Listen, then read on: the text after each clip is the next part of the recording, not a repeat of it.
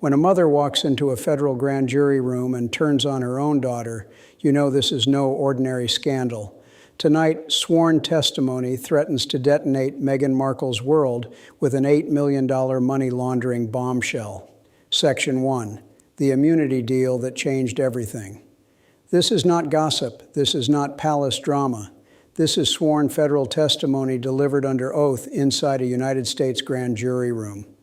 According to court sources and legal insiders familiar with the proceedings, Doria Ragland has provided detailed testimony to federal prosecutors outlining what investigators describe as an $8 million money laundering operation tied to charitable funds. And what makes this unprecedented is not just the amount of money involved, it is the identity of the witness. Doria Ragland is not a former employee. She is not a business associate. She is Meghan Markle's mother. And according to multiple reports, she agreed to testify only after being presented with evidence that could have placed her behind bars for decades. The turning point came when federal investigators allegedly confronted Doria with financial records, bank transfers, and communication logs that traced millions of dollars moving through a network of companies connected to charitable fundraising activities. Prosecutors reportedly made it clear: cooperate fully and receive immunity, or face potential charges that carry severe federal prison sentences. This is where everything changed. Under the terms of a reported immunity agreement, Doria would be required to provide complete and truthful cooperation. That includes detailing how funds moved, who directed the transactions, how shell entities were structured, and whether the money was used for personal expenses instead of charitable purposes. Immunity deals of this scale are not offered lightly. They are offered when prosecutors believe the witness holds critical insider knowledge that can unlock a much larger case. Sources say Doria's testimony allegedly outlines a system that began shortly after major charitable donations started flowing into foundation accounts. According to investigators, funds would arrive from donors believing they were supporting humanitarian causes. Within days, substantial portions of that money would allegedly be transferred into consulting contracts, management fees, and development services agreements tied to private entities. Here is where the story grows darker. Federal financial analysts reportedly noticed patterns: transfers under reporting thresholds, payments spaced carefully to avoid automatic scrutiny, funds routed through multiple accounts before reaching final destinations. Investigators allegedly believe this pattern was not random, it was structured. And Doria, according to these accounts, was positioned at the center of that structure. Her role, as described in testimony summaries reviewed by legal sources, allegedly included signing consulting agreements, serving as a nominal officer in certain limited liability companies, and authorizing transactions that prosecutors now suspect were designed to disguise the origin of charitable funds. Some of these entities reportedly had no employees, no public operations, and no visible business activity beyond moving money. Let that sink in. When federal authorities build financial crime cases, they follow the money, they trace patterns, they compare income against services performed, and if the paper trail does not match reality, they escalate. That escalation, in this case, reportedly led to subpoenas, forensic audits, and grand jury proceedings. Initially, Doria is said to have resisted cooperation. Legal representatives allegedly challenged document requests and delayed testimony appearances. But once prosecutors presented evidence they claimed tied her directly to structured transactions and offshore account activity, the risk calculation changed.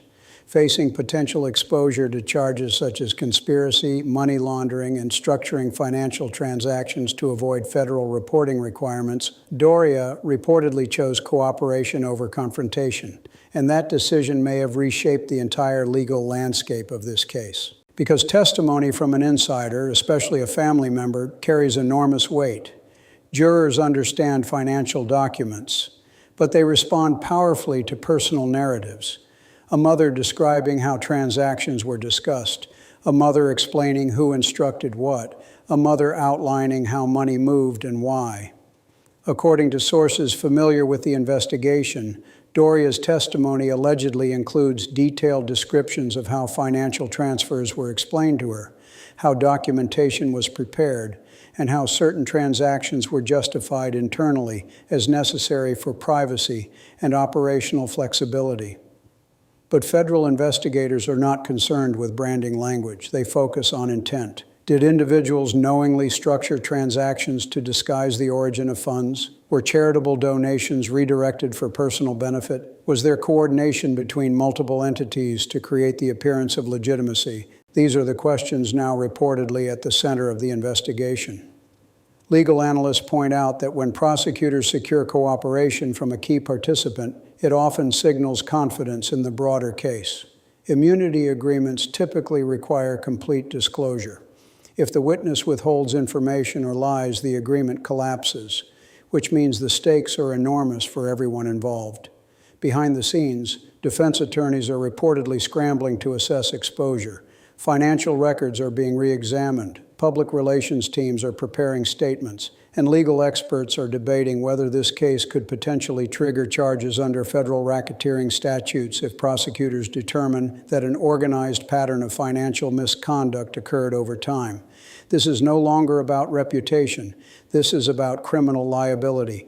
As of tonight, no formal charges related to this specific testimony have been publicly announced. But insiders say the investigation is active, complex, and expanding. And the most explosive element is not a bank record or a wire transfer. It is a mother who walked into a grand jury room and chose to speak. Because when blood ties collide with federal prosecutors, the consequences are never small. The structure behind the $8 million trail. What Doria allegedly revealed next is what has investigators calling this more than a financial mistake.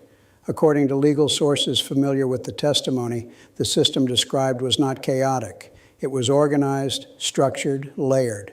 Prosecutors are reportedly examining what they believe was a multi-step movement of charitable funds that followed a repeating pattern over several years. Donations would enter foundation-linked accounts. Soon after, contracts would be issued for consulting, strategic outreach, or development services. Payments would then move outward through limited liability companies before landing in secondary accounts. On paper, it looked professional, but investigators allegedly found that many of the companies involved shared overlapping addresses, management signatures, and banking relationships. Some had no public websites, no employees, no visible clients beyond foundation-related transfers, and yet millions of dollars flowed through them. According to testimony summaries reviewed by insiders, Doria allegedly described how she was introduced to these entities as part of what was presented to her as financial management support. She reportedly signed documentation making her a listed officer or consultant for certain companies. She allegedly authorized payments that were described internally as routine business expenses. But federal forensic accountants do not rely on descriptions. They rely on verification. Investigators reportedly compared invoice services against deliverables. They examined whether community outreach programs tied to certain payments actually occurred. They analyzed whether consulting reports were produced in proportion to fees charged. In several instances, according to sources, there were gaps, large transfers, minimal documented output. That pattern is what reportedly triggered deeper scrutiny. One of the most significant elements of the testimony allegedly involves transaction structuring. Under federal banking law, financial institutions must report transactions above certain thresholds. Investigators believe that multiple transfers were intentionally divided into smaller amounts and sent through separate accounts within short time windows. If proven intentional, that practice is known as structuring, and it carries serious penalties. Doria's alleged testimony reportedly includes discussions where transaction sizes were reviewed before transfers were executed. Prosecutors are said to be examining whether these discussions demonstrate knowledge of reporting requirements and deliberate attempts to avoid them. Then there is the issue of offshore movement. Sources close to the investigation claim that testimony included references to banking relationships outside the United States. Federal investigators are reportedly analyzing whether funds were temporarily transferred abroad before returning domestically or being used for high-value purchases. Offshore accounts themselves are not illegal, but moving funds internationally to obscure origin or ownership can raise red flags, especially if linked to charitable donations. According to legal analysts, if prosecutors can establish that multiple entities were coordinated to conceal the source of funds, and that at least 2 individuals knowingly participated, the case could move beyond isolated financial misconduct into organized enterprise territory. And this is where the pressure intensifies, because Doria's testimony does not just describe transactions, it allegedly describes intent, conversations, instructions, internal explanations about why certain steps were necessary. Intent is the dividing line between mismanagement and criminal conspiracy. Investigators are reportedly also reviewing high-value expenditures that followed certain transfers, luxury vehicle purchases, real estate improvements, jewelry acquisitions, art transactions. While spending money is not illegal, using charitable funds for personal luxury purchases would be a different matter entirely. The timeline described in testimony allegedly stretches back several years. What began as smaller monthly transfers reportedly grew in size and frequency. As confidence in the system increased, so did the amounts. Legal experts say this growth pattern is significant. In many financial crime cases, operations start cautiously. If they avoid detection, they expand. Prosecutors often argue that expansion demonstrates awareness and intent. And now, with a cooperating insider describing the alleged structure from the inside, investigators are believed to be mapping every account, every transfer, every signature. Behind closed doors, grand jury members are reportedly reviewing charts that show arrows connecting companies, bank accounts, and purchase records. Each arrow represents a movement of funds. Each movement raises a question. Was it legitimate? Was it necessary? Or was it designed to conceal? Defense sources, meanwhile, are said to be preparing arguments that all transactions were legal consulting arrangements and that financial complexity does not equal criminality.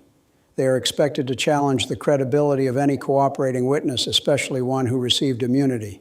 Because immunity agreements always come with a shadow, critics will argue that a witness may shape testimony to protect themselves.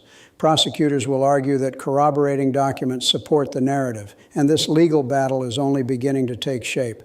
What makes this case particularly volatile is the public profile of the individuals involved. High visibility brings intense scrutiny. Every filing becomes headline news. Every leak sparks speculation. But inside the courtroom, visibility does not matter. Evidence does. If Doria's testimony is supported by financial documentation, communication records, and transaction logs, prosecutors may feel emboldened to escalate.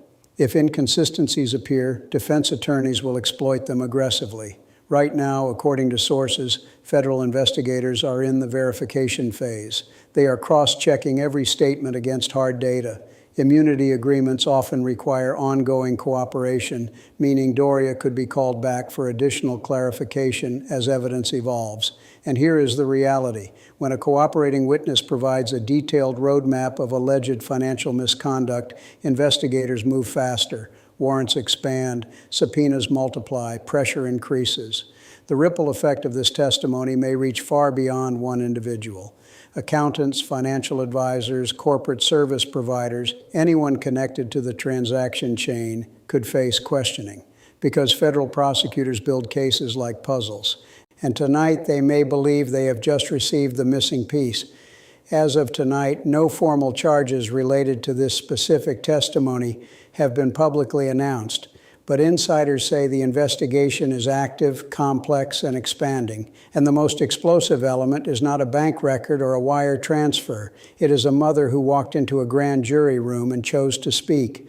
Because when blood ties collide with federal prosecutors, the consequences are never small. The legal earthquake and the RICO question. Now we enter the phase that could transform this from a financial investigation into something far more severe.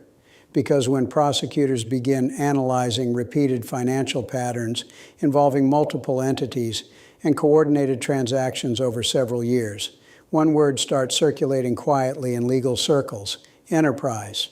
According to federal legal analysts observing the case, Doria's alleged testimony does not simply describe isolated transfers. It outlines a system, a coordinated framework involving shell entities, structured payments, offshore movements, and layered documentation.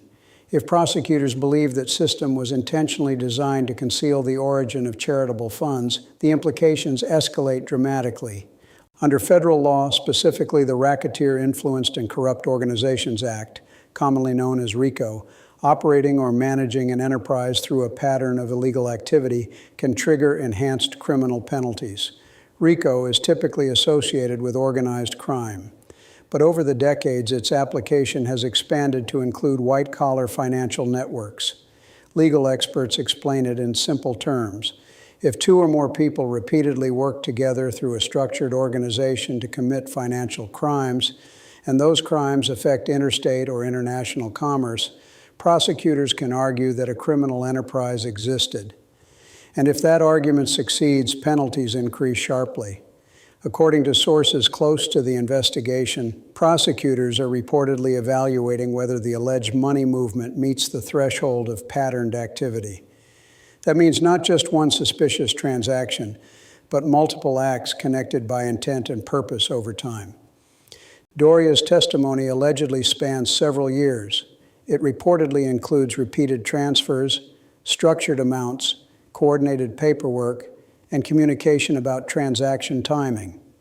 If those details are backed by records, prosecutors could attempt to frame the case as systemic rather than accidental. This is where the stakes shift from reputational damage to existential legal risk, because RICO charges carry potential sentences far beyond standard financial crimes. Convictions can result in 15 to 25 years, and in certain circumstances, even life imprisonment, if the enterprise is deemed extensive enough and tied to substantial financial harm. Legal commentators note that one of the most powerful elements in enterprise cases is insider testimony explaining how the system operated. Documents show movement, but insiders explain motivation. According to analysts, if Doria described meetings where financial strategy was discussed, instructions were given about how to move funds, and steps were taken to avoid regulatory detection, prosecutors may argue that knowledge and coordination existed. Defense attorneys, however, are expected to counter aggressively. They will likely argue that complex financial structures are common in high-profile philanthropic organizations.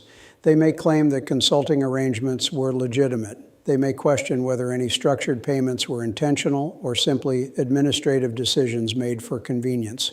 And most importantly, they will likely challenge Doria's credibility. Immunity agreements protect a witness from prosecution, but they also provide defense teams with a clear line of attack. Lawyers will argue that a cooperating witness has incentive to shift blame upward. They will attempt to portray testimony as self-preserving rather than truthful. But prosecutors typically do not rely on testimony alone.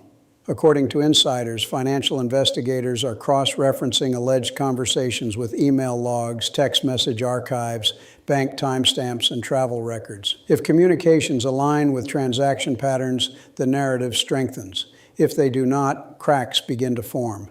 Behind the scenes, legal teams are reportedly conducting risk assessments. If prosecutors move toward enterprise-level charges, the pressure to negotiate a plea could intensify. Plea negotiations often hinge on the strength of documentary evidence combined with insider cooperation.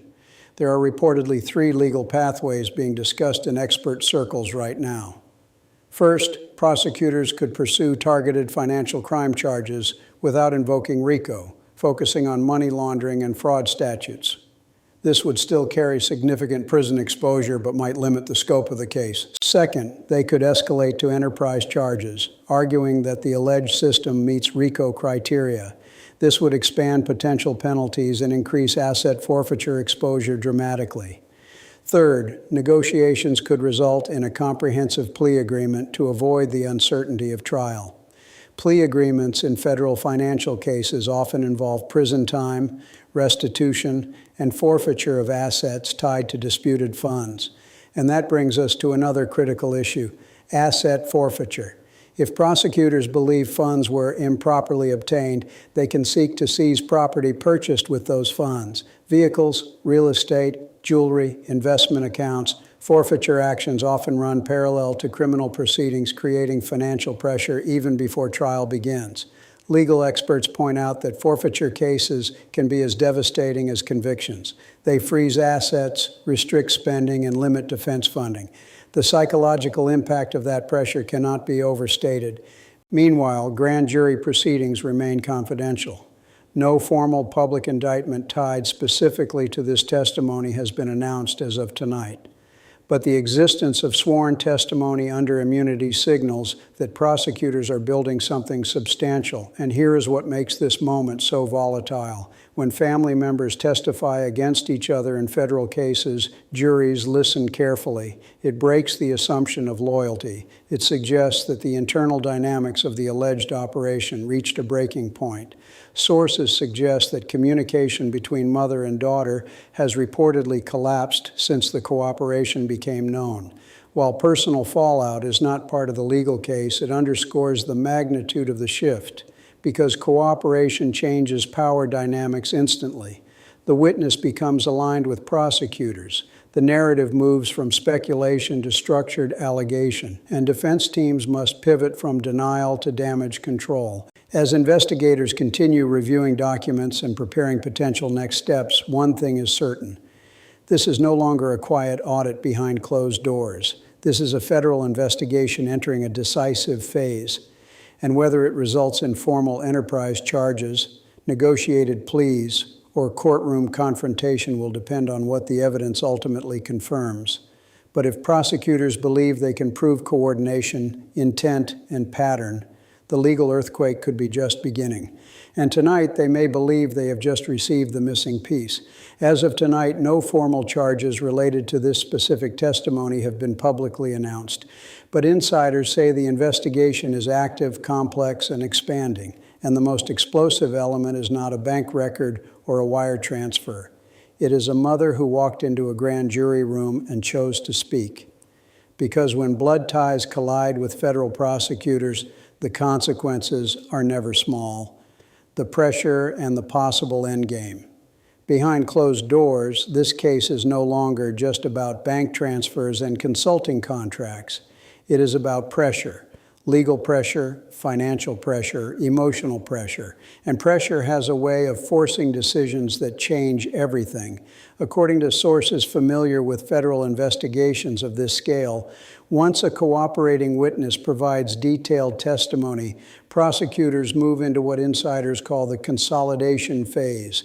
That means they are no longer searching blindly. They are verifying, tightening, and preparing. Every claim made under oath must be backed by evidence. Every transaction must be matched with documentation. Every timeline must align with travel records, account access logs, and digital communications. If the testimony holds up under scrutiny, the case strengthens rapidly. If it weakens, prosecutors reassess strategy. But here is what legal experts agree on. Immunity deals are not offered unless prosecutors believe the witness brings major value. Doria's alleged cooperation does not exist in isolation. It likely required preliminary evidence strong enough to convince her legal team that refusing to cooperate carried extreme risk. Federal prosecutors do not threaten decades in prison without presenting something tangible. Bank records, signed agreements, transfer logs, communication metadata. And once that threshold is crossed, the psychological shift begins. From that point forward, the investigation moves from, is there a case, to how big is the case? According to analysts watching developments, there are immediate consequences unfolding in parallel. First, reputational impact. Even without formal charges announced, sworn testimony alleging financial misconduct creates public scrutiny that is difficult to reverse. Media cycles amplify it, headlines magnify it, silence becomes speculation. 3. Negotiated resolution before public trial. If evidence is overwhelming, defense teams may pursue plea discussions to reduce sentencing risk. Such agreements often involve restitution, cooperation, and acceptance of responsibility. 4.